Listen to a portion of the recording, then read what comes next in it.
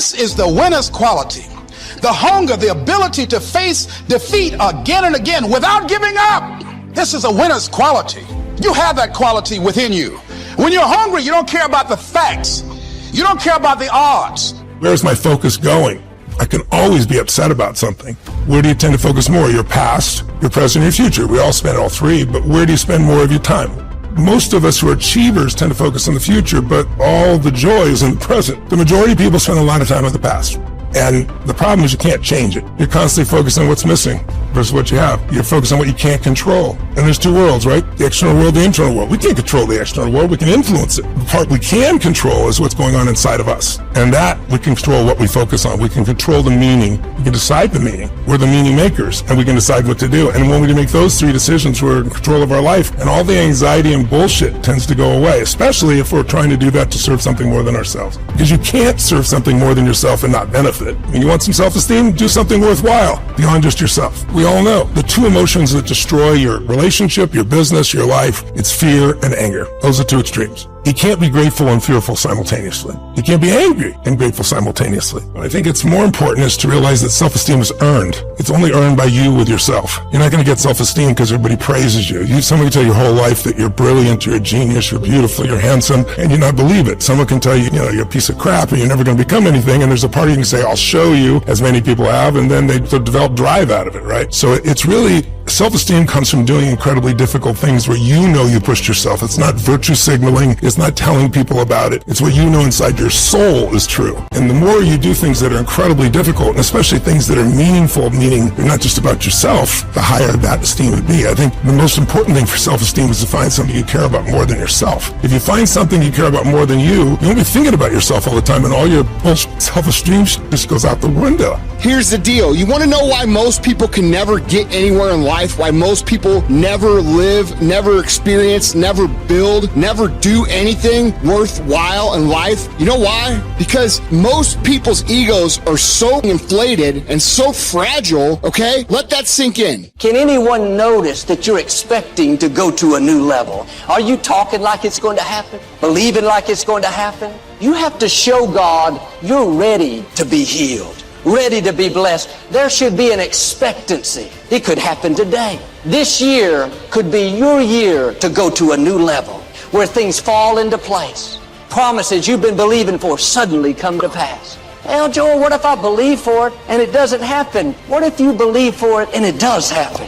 When you live with expectancy, where your faith can be seen in how you talk, that's going to cause God to notice you in a new way. You can never lose faith. When you don't see no way how, you have to buckle down and keep believing. The moment you ask God for something, He boxes it up and He ships it to you. He wants you to stay in faith to receive the package, because He only delivers to Faith Street. I tell people you get rewarded in public for what you practice in private. I think everything happens for a reason. I think there's a higher purpose. I think it's my job to find it. I think that life happens for us, not to us, but it's our job to figure it out. You're going to battle with internal things within you and external things, but if you keep going, you're going to eventually slay your dragons and you come out in the hero of your own life, and you have something to share that isn't bullshit. It's not something you read somewhere. It's something you've lived. Something you want. And everybody can feel you've lived it because it's a different level of ownership, You can tell people who are committed and those people who don't feel worthy. The people that are committed are busy doing it. As a participant in life, you cannot be committed. You're either committed to mediocrity or you're committed to greatness. You're either committed to being productive or you're committed to being non-productive. You're committed to being happy or you're committed to being unhappy. Far too many of you worry way too much about other people and not enough about your fucking selves. You know how you get good at business? You worry about your own fucking shit. You know how you get good at your job?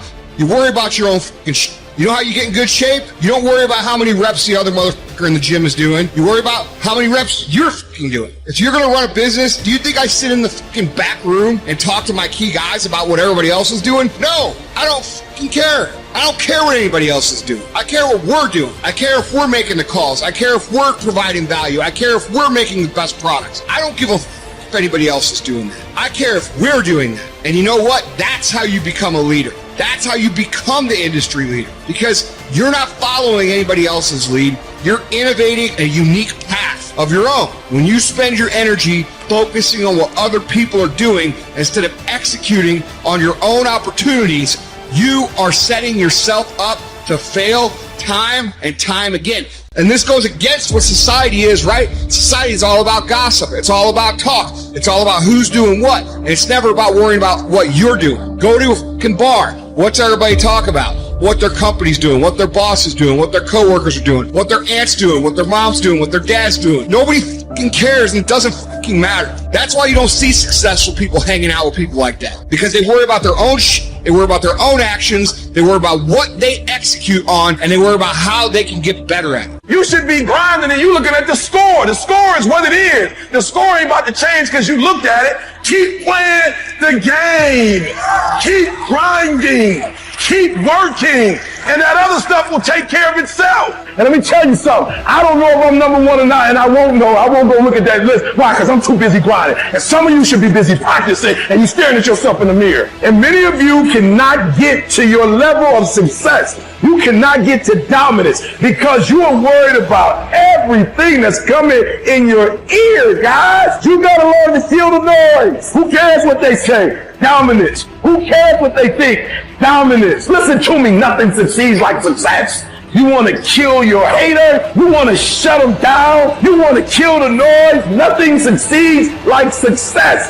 And I'm telling you, if you can learn to kill the noise and dominate your space, your lane, stay in your lane and dominate your lane. I'm telling you, not only will you compete, not only will you dominate, but you, my friend, will lead a dynasty. I dare you to dominate. I challenge you to find your space, stay in your space, and create something in your space that has never been created before. Control your lane. I dare you to believe in your uniqueness. I dare you to believe in you. I dare you to stand up for yourself. I dare you to dominate your space, your world, and to leave a legacy. The real question is, what do you want? If you want an extraordinary life, my definition of that is life on your terms. Some people, it's 3 beautiful children, a white picket fence. Some people, it's building a multi-billion-dollar business. Somebody else, it's writing poetry. Instead of looking for somebody else, it's like, okay, what do you really want from your life? And aligning yourself with moving forward towards what you really want. If you can do that in a way that also you feel is serving others simultaneously, there's a sense of meaning in life that can't be replaced by self-esteem or praise or compliments or being nice to yourself. And I don't think it's bad to be tough on yourself. I'm pretty tough on myself, I'll be honest with you. Being overly tough on yourself usually comes by making comparisons that don't make sense. You compare to somebody else's life that has a totally different path, a totally different experience. We all develop in different stages and different things. We all want different things. But eventually you wake up and say, it's good to be strong with yourself, but beating yourself up just lowers your energy. And when your energy gets lower, you produce less. And you don't have the same level of joy. You don't have the impact that you want to have, nor do you have the excitement that you really want to have. So I look at it as something that it's worth earning your own self-esteem, but it's really not the secret. The secret is find something else you obsess about more than yourself, and you'll have a level of energy that will compel you over the long term.